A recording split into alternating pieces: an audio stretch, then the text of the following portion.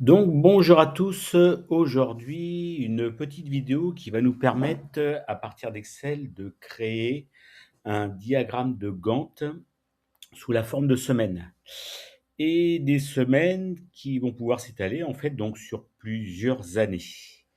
Alors comment va-t-on procéder? Donc ici donc nous avons imaginé un tableau avec ici donc des commerciaux. Par exemple, nous avons donc 3 commerciaux qui vont démarrer une activité avec bien entendu une date de début. Et nous allons donc spécifier un nombre de jours dans lesquels ils vont réaliser des prospections. Nous allons imaginer que le premier commercial, pardon, Jacques, va démarrer donc son activité au 5 janvier 2026 et il a à peu près donc 12 jours de prospection. Alors, vous voyez que à ce stade-là, donc ça va commencer donc du 5 janvier au samedi 17 et on voit que là, de façon automatique, vous voyez, ça va concerner que ces 2 semaines qui sont définies ici. Si on va un petit peu plus loin, on dit qu'effectivement, il va progresser, il va prospecter beaucoup plus loin. Donc, si je rajoute par exemple 19 jours, on va voir que automatiquement, son nom va apparaître dans cette partie qui nous intéresse ici. Alors, comment a-t-on procédé? Alors, simplement, vous récupérez un tableau, aussi vous mettez donc les noms des commerciaux, okay, ou de, peu importe, hein, des collaborateurs dans une entreprise. Spécifier une date de début ici, voilà, en colonne C. Ici, donc le cœur de l'activité du diagramme de Gantt va consister à pouvoir faire une comparaison à partir du nombre d'années combiné au numéro de semaine. Alors là, nous avons identifié que pour le 5 janvier, ça correspondait à la deuxième semaine ici de l'année 2026, en récupérant donc la formule que vous connaissez, qu'on retrouve dans la bibliothèque de date, qui s'appelle donc no.semaine, donc la date qui est spécifiée ici, et point virgule 2, ça signifie que point virgule 2, vous voyez, si vous vérifiez, si on va ensemble dans la barre de formule, on s'aperçoit que le point virgule 2 va correspondre en fait avec un démarrage de la semaine à lundi. Donc, j'ai mis les éléments en gris pour faire de telle sorte que l'utilisateur n'a pas à changer ces informations-là et fait de telle sorte qu'on voit bien que c'est ici une formule. Ici, on a juste spécifié le nombre de jours tel que je l'ai repris dans l'exemple pour finalement ici avoir la date de fin. On pourrait imaginer saisir la date de fin directement. Nous avons ici donc récupéré donc une formule qui va nous permettre de pouvoir combiner donc l'année et le numéro de semaine.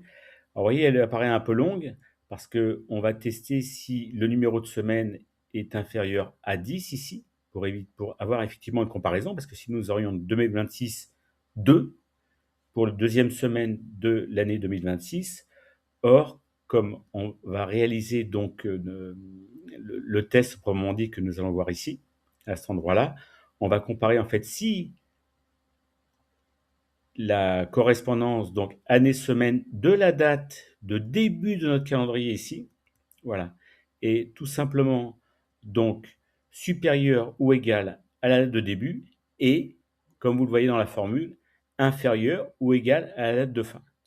Donc, in fine, c'est très facile parce que là, dans ce cas-là, vous voyez, on va comparer ici 2026-02 et donc supérieur ou égal à 2026-02 qui est ici, et si 2026-02 est inférieur ou égal à donc le premier c'était effectivement supérieur, pardon, on voit bien ici le signe, voilà, supérieur à S1 qui est ici, et bien entendu inférieur. Et dans ce cas-là, ça signifie qu'il rentre bien dans ce cadre figure dans les 3 semaines qui sont occupées à cet endroit-là. Et là, très simplement, les éléments se remplissent. Ici, tout simplement, on voit par exemple, si par exemple Betty, on voit qu'elle commence une activité, on va dire au 26 janvier, vous voyez, automatiquement, elle a une activité, vous voyez, l'affichage de Gantt s'est déplacé automatiquement et elle se termine le 2 février, ça apparaît ici. S'il y avait un peu plus de jours ici, si elle avait un travail à réaliser qui était un peu plus important, ça se termine le 10, dans la semaine du 10 février, donc en semaine numéro 7, effectivement, donc elle sera affichée ici. Comme je vous l'ai dit en préambule, lorsque nous avons donc un tableau comme celui-ci, lorsque nous allons passer à l'année 2027, pour pouvoir avoir une continuité et pas redémarrer à zéro, ben, tout simplement, nous allons prendre le cas justement par exemple de Betty. On dit effectivement que là, il s'agit non pas de démarrer une activité, mais au 1er janvier 2026, mais par exemple en 2027. Voilà, hop. Démarrage de l'activité le 26 janvier 2027, peu importe. Hein, voilà. Donc l'année d'après, vous voyez, donc effectivement, elle disparaît.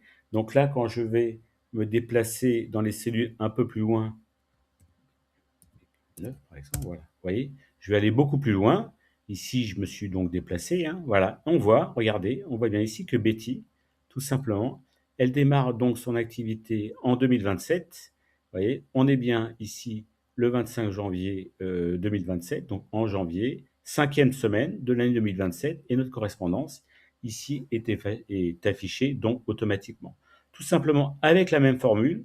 Donc je rappelle, pour avoir la même formule ici, c'est très simple, on a saisi uniquement une seule et unique formule ici, en bloquant les cellules avec la combinaison des cellules mixtes, c'est-à-dire on bloque la ligne quand besoin est nécessaire, c'est-à-dire que dans ce cas-là, nous allons bloquer donc la ligne ici, donc numéro 4, lorsque ça va concerner la correspondance année-semaine de la date proprement dit, et lorsque nous faisons référence, vous voyez, à la colonne numéro D pour tout ce qui est dans la colonne D ici, et pour le début, la correspondance du début de la semaine, et effectivement en G ici pour colonne G pour la date de fin.